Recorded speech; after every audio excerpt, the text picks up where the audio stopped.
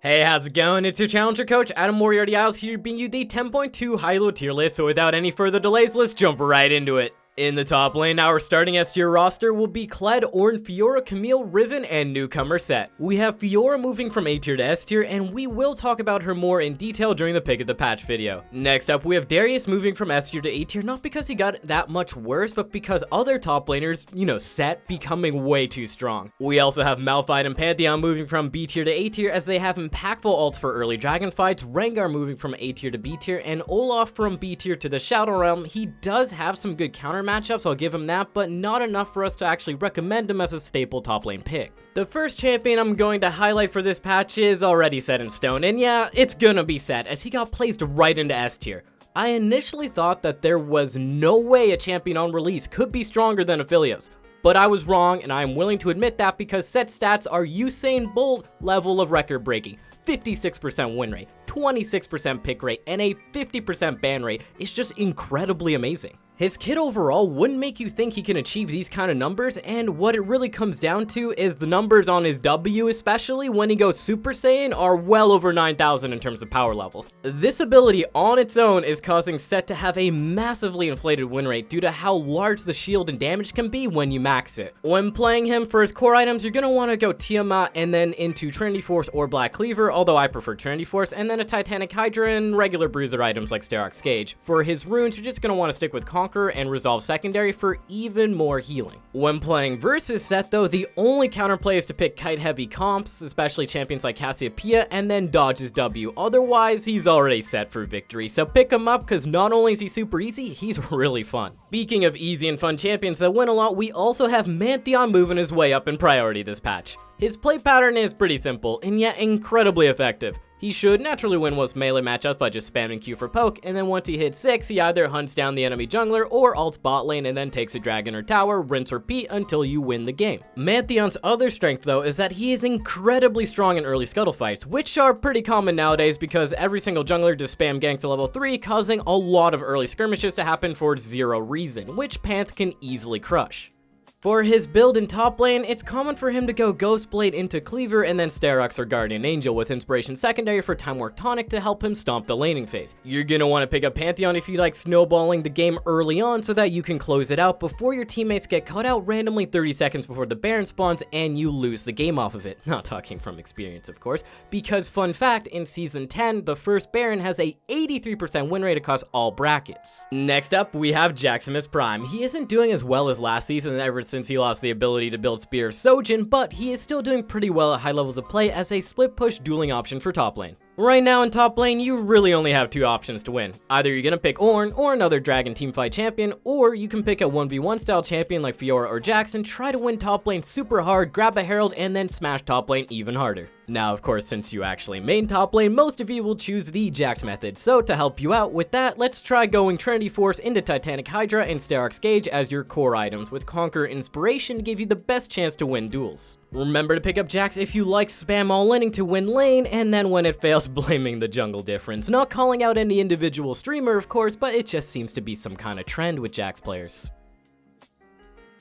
In the jungle, our S tier roster will be Olaf, Karthus, Elise, Rek'Sai, Echo, Lee Sin, and Rengar. First up for changes though, we have Karthus moving from A tier to S tier, which we will talk about a little bit more during the pick of the patch video. Outside of that, we have newcomers Trundle thanks to his buffs and being a counter to popular meta picks like Olaf, as well as Sett settling in an A tier. Okay, so we don't do this very often, but the Master Yi Taric combo is becoming more and more popular, so we slotted them into A tier along with Shaco and Kha'Zix because they fell down from S tier. Graves is going to go from A tier to B tier, and Hecarim is being sent to the Shadow Realm because, well, quite frankly, he sucks and has almost no winning matchups. The first jungler we're going to talk about this time around is without a doubt going to be Lee Sin. Having the highest play rate out of any jungler isn't something new for Lee Sin, but he is kicking everyone else in the ass when it comes to challenger champion pool appearances. He is by far the most common champion in the jungle to be in a challenger player's champion pool, and for good reason, as he can be played into almost any comp and almost any matchup in solo queue, which is why he's truly powerful pick there. He's just got so much versatility, playmaking, dueling power, they're all just so super strong, and he almost never falls out of the solo queue meta, making him a good time investment. That's of course if you actually main jungle. If you're off role, I still recommend you stay away from him for your own LP safety and that of your teammates. Pick up Lee Sin if you want total diplomatic immunity in the early early game as you can do whatever you want, whenever you want, and no one can pretty much stop you if your mechanics are on point.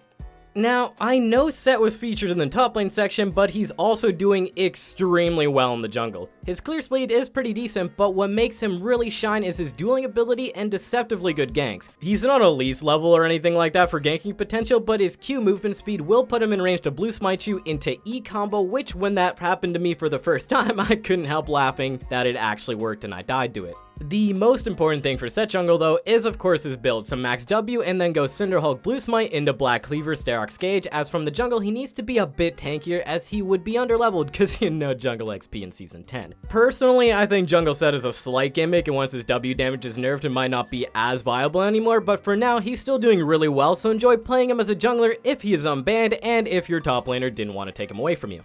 Next up, we have the first duo featured on our tier list for 2020, and that's Master Yi Taric. Now, funneling in League of Legends has a very negative stigma, and many funnel players will experience an increased amount of verbal hate towards them in-game. But we need to think about this a little deeper and ask ourselves, why is that? Well, what it comes down to is mostly if you are losing to or playing with Master Yi Taric, it can feel pretty boring, as both teams pretty much just watch to see if they can 2v8 or not, and even mentioning this strat on the tier list had me at a big moral dilemma. But then I realized it's solo queue and there's no place for morals, and it's all about winning, and Master Yi Taric funnel strategy does exactly that. All the Taric has to do for this strategy is freeze mid lane while Yi farms the jungle and then collects the farm in mid as it crashes. Then they roam together for Scuttle Crab and dive mid at 6. Also, when all-inning, just time the Taric stun when Master Yi has finished his Q. It takes about 2 tries to get the timing down. For his build, Master Yi goes Skirmisher's Blood Razor into Rageblade Wit's End, followed by a bunch of tank items like Randuin's, and then Taric will go Relic Shield Knight's Vow and things like Zeke's. Rune-wise, Master Yi will go Conquer Domination, and Taric takes Guardian Domination with Exhaust Heal as summoners. This is a duo-only strategy, and the most difficult thing about pulling this off is actually just finding a duo that syncs up with your schedule, in my opinion. Heading over to the mid lane, our starting S tier roster will be Diana, Rumble, Talon, Cassiopeia, Katarina, Aurelion Sol, Kiki, and Akali. This time around, we move Vladimir to A tier as teamfight mids are making a small comeback. We got Echo to A tier, but more importantly, my boy Mantheon to A tier as he is crushing melee mids. We also got Cassio to S tier as the only control mage to make it, and Icebird and Nivea is being removed off the list. So, I know I promised last week to not mention Cassio on the loyal list, but I'm going to assume everyone who watches this video is High-ELO and doesn't watch that video, so it's okay for me to highlight her on this one as the only control mage to actually make it to S tier in our solo queue list. The reason for this has almost entirely to do with her miasma having a grounding effect, because I firmly believe if she didn't have this, she would not be able to thrive in a high mobility, chaotic early game meta without it. Currently, Miasma is a tool that allows Cassio to either catch out annoying champions like Talon so they can't escape, or at the very least, throw them away from a fight long enough for her absurd DPS to come into effect. She's just one of those few champions in the current mid-meta that can actually 1v9 a teamfight with raw DPS.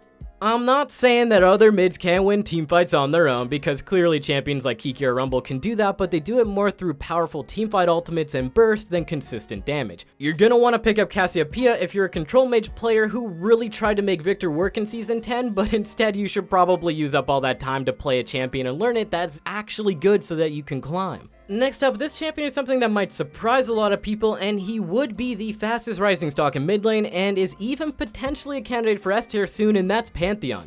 The reason for this, like the other top tier mid laners, his roaming and skirmishing is impeccable, but what sets him apart from champions like Talon, Kiki, or Fizz is that he hard stops the laning phasers of those champions and is a counter to melee mid laners. Which is why he has such incredibly high priority in Korean and Chinese challenger solo queue along with competitive play. His builds do vary a lot depending on player to player, going from full lethality to bruiser to even Tiamat versus non-Tiamat builds. But for the consistency, you're going to want to go Ghostblade Black Cleaver into Edge of Night, with his runes being pretty much the same as top lane with Conqueror Inspiration. You're going to want to pick up Pantheon if you're tired of dealing with melee assassin players who just spam roam all game, because as the ancient saying goes, when in Rome, counterpick Kiki with Pantheon. Our last mid laner to highlight will be Vladimir. Not traditionally a champion that you would think would excel in an early skirmish meta, but his saving grace is that he is safe versus the heavy assassin mid lane lineup while also being able to greatly impact teamfights. fights. Pretty much with this pick, you're gonna want to sacrifice a scuttle or two, breaking your jungler's poor heart and their mental, and then hope to make up for it by smashing the first 2 dragon fights with your ulti and flash, and then outscaling the other mid laner for the rest of the game.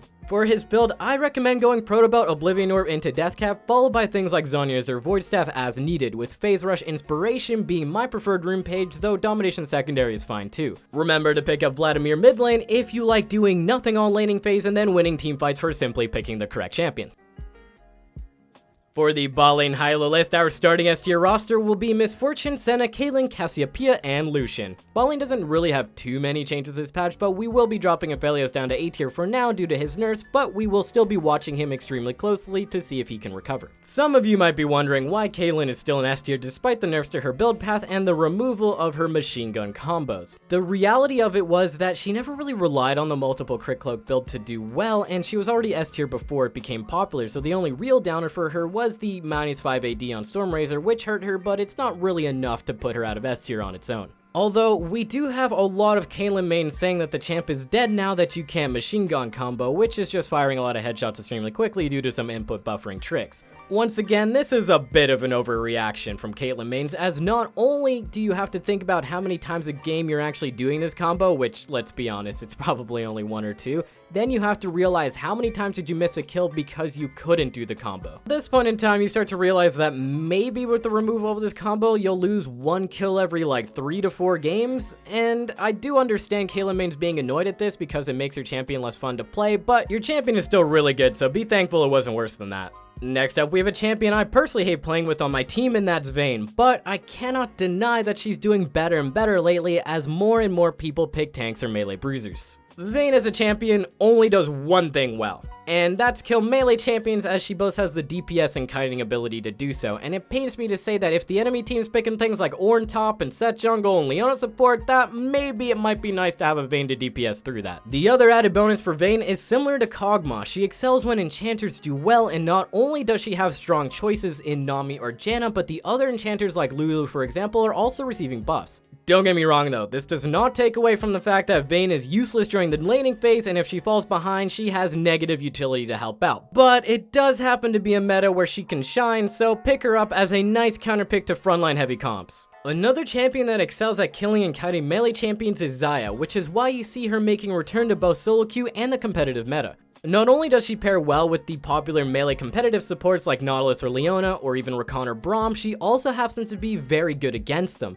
But more importantly, her E and ultimate route are very needed self-peeling tools where every single top, mid, or jungle pick in High-ELO looks like they're about to come out of the brushes and flank the poor AD carry player to death. And let's be real, peeling from your teammates in solo queue is a foreign concept. Even when you do have peeling champions, they're probably just gonna dive the backline anyways. So Xayah has the advantage of being able to peel for herself and deny those Nautilus or Leona engages on her own, which is super valuable. Definitely look to pick up Xayah to counter dive heavy comps with the low range, but be careful when picking her into range based compositions. If your team's got no engage, she will have negative agency on the outcome of the game. Last up, we have the support S tier roster of Leona, Nami, Thresh, and Rakan. For our changes this time around, we've got Sona going to B tier thanks to her buffs, allowing her to be a nice counterpick to the other enchanters. We also have Nautilus moving down from S tier to A tier for now, and Rakan taking his place in S tier.